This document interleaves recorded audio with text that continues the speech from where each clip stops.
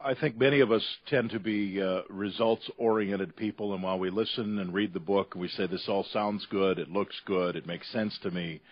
What does it really mean? And I understand that all participants who take the Effective Edge course take both a pre- and post-test to measure how their productivity was impacted.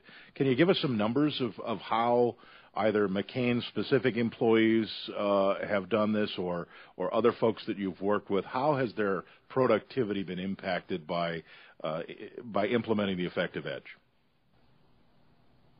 One of the things that we do is, there's a 6-week gap between the morning that they take the assessment, the pre-assessment, which is just 12 questions, radio dial questions. What's your stress level? What's your how much time do you spend in your email box? How much time do you spend on deriving results? And then we do that same thing 6 weeks later.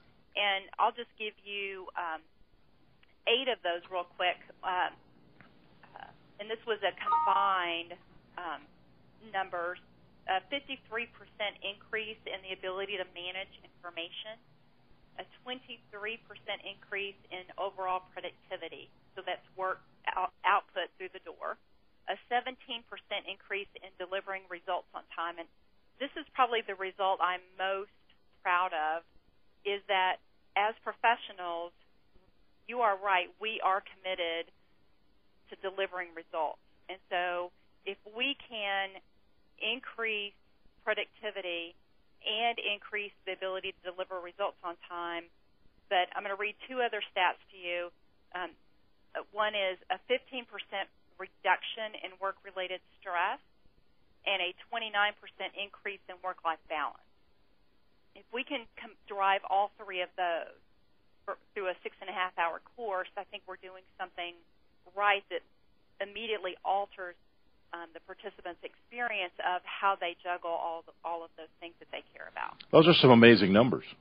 The rest are 11% increase in the ability to execute quickly, 42% increase in effectively prioritizing work, which is, I think that's the number one thing. I just want to know how to prioritize so I can make sure I'm getting the right thing done at the right time. And lastly, a pretty significant decrease in time spent looking for things, up to about 98%. And the average person spends 300 hours a year looking for things that they personally have misplaced. Just that, it's the stress related to that.